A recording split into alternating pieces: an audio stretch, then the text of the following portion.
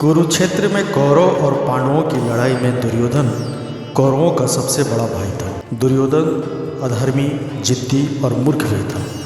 वह गांधारी और धृतराष्ट्र का पुत्र एवं कर्ण का मित्र था, परंतु वह अधिकतर बात अपने मामा शकुनी की ही मानता था। दुर्योधन की जिद, अहंकार और लालच ने लोगों को युद्ध की आग में झोंक दिया था। उनको महाभारत का खलनायक कहा जाता है। आइए जानते हैं इसके बारे में 10 रोचक बातें। पहला, दुर्योधन का जन्म 100 घड़े में से पहले घड़े से हुआ था। जब दुर्योधन का युद्ध हुआ तो वह रोने के बजाय गधे की तरह रेंकने लगा और जन्म लेते ही बोलने भी लगा था। दुर्योधन ने जैसे ही जन्म लिया तो कई तरह के अपशकुन देखने को मिले, जैसे सियार जोर जोर से रोने लगे, उल्लू शोर मचाने लगे, आसमान में अचानक काले बादल छा गए। इन घटनाओं को देखकर विदुर ने कहा कि ये अपशकुन बता रहे हैं कि यह पुत्र हस्तिनापुर के विनाश का कारण बनेगा, इसे त्यागने में ही भलाई है।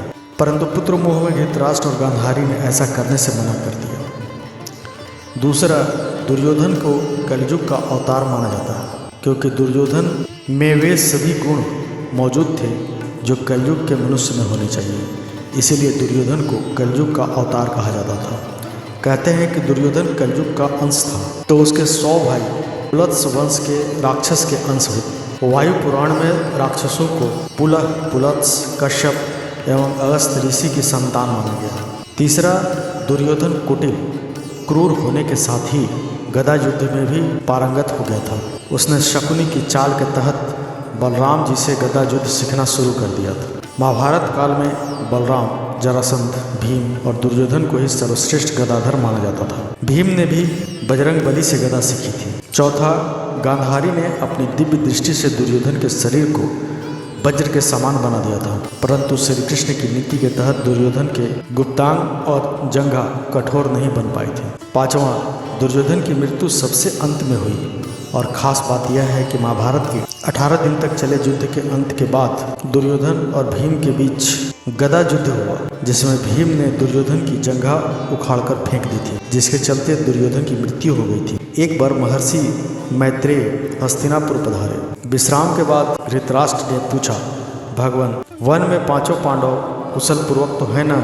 महर्षि ने कहा, वे कुशल हैं, लेकिन मैंने सुना कि तुम्हारे पुत्रों ने पांडवों को जुए में धोखे से हराकर वन भेज दिया। ऐसा कहकर पीछे मुड़ते हुए उन्होंने दुर्योधन से कहा, जानते हो पांडव कितने वीर और शक्तिशाली हैं? महर्षि की बात सुनकर दुर्योधन ने क्रोध में अपनी जंघा पर हाथ से ताल ठोक दी। दुर्योधन की यह उदंडता देखकर महर्षि को क्रोध आ गया और उन्होंने कहा, तू मेरा तिरस्कार करता है, मेरी बात शांतिपूर्वक सुन नहीं सकता। जा उदंडी, जिस जंघा पर तू ताल ठोक रहा है उस जंघा को भीम अपनी गदा से तोड़ देगा। बस यही साफ दुर्योधन को लीड हुआ। छठा, रिश्तों में दुर्योधन जहां अर्जुन का चचेरा भाई था, वहीं वह श्री कृष्ण का समधी भी था। श्री कृष्ण के पुत्र शाम ने दुर्योधन की पुत्री लक्ष्मणा से विवाह किया था। अर्जुन और श्री कृष्ण भी आपस में भाई ही थे, क्योंकि अर्जुन श्री कृष्ण की बुआ कुंती का लड़का था। लेकिन अर्जुन ने जब श्री कृष्ण की बहन सुभद्रा से विवाह किया तो वे उनके जीजा भी बन गए थे। सातवां, दुर्योधन ने पांडवों को मारने के लिए सबसे पहले भीम को जहर देकर नदी में फेंकवा दिया था, लेकिन भीम बच गए थे। फिर दुर्योधन ने पांडवों को मारने के लिए वारणावत में लक्षागृह का निर्माण करवाया था। वहां से भी पांडव निकल गए थे। फिर पांडवों के वनवास होने के बाद अज्ञातवास में दुर्योधन जंगल जंगल पांडवों को ढूंढने के लिए अपनी सेनाएं भेजता रहता था। दुर्योधन ने शकुनी की कुटिल नीति के चलते ही पांडवों के मामा शल्य को अपनी ओर से युद्ध लड़ने के लिए राजी कर लिया था। आठवां, महाभारत की कथा में ऐसा प्रसंग भी आया है कि दुर्योधन ने काम पीड़ित होकर कुंवारी कन्याओं का अपहरण किया था। द्यूत क्रीड़ा में पांडवों के हार जाने के पर जब दुर्योधन हरी सभा द्रौपदी का अपमान कर रहा था, तब गांधारी ने भी इसका विरोध किया था। फिर भी दुर्योधन नहीं माना था। यह आचरण धर्म विरोध ही तो था। जब दुर्योधन को लगा कि अब तो युद्ध होने वाला है, तो वह महाभारत युद्ध के अंतिम समय में अपनी माता के समक्ष नग्न खड़ा होने के लिए भी तैयार हो गया। महाभारत में दुर्योधन के अनाचार और अत्याचार के किस्से भरे पड़े। नवा, पांडवों और कौरवों द्वारा यादवों से सहायता मांगने पर श्री कृष्ण ने पहले तो युद्ध में शस्त्र न उठाने की प्रतिज्ञा की, और फिर कहा कि एक तरफ मैं अकेला और दूसरी तरफ मेरी एक अक्षौहिणी नारायणी सेना होगी। अब अर्जुन और दुर्योधन को इनमें से एक का चुनाव करना था। अर्जुन ने तो श्री कृष्ण को ही चुना। तब श्री कृष्ण ने अपनी एक अक्षौहिणी सेना दुर्योधन को दे दी और खुद अर्जुन का सारथी बनना स्वीकार किया।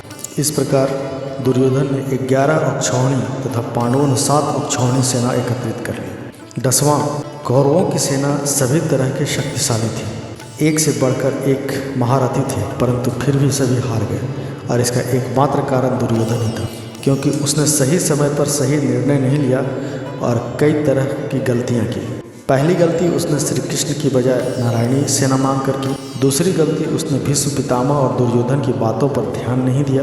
भीष्म ने उसे 5 सोने के तीर दिए थे और कहा था कि कल सुबह मैं इन तीरों से 5 पांडवों का वध कर दूंगा। दुर्योधन वह तीर अपने पास रख लिए और अर्जुन के वरदान मांगने पर उसे दे दिए। चौथी चूक उसने कर्ण से कहा कि घटोत्कच को मार दो, और कर्ण ने अपना अचूक अमोघ अस्त्र घटोत्कच पर चलाकर अपनी शक्ति खो दी थी। 5वीं चूक उसने यह की कि जयद्रथ को यह उचित सुरक्षा नहीं दे पाया।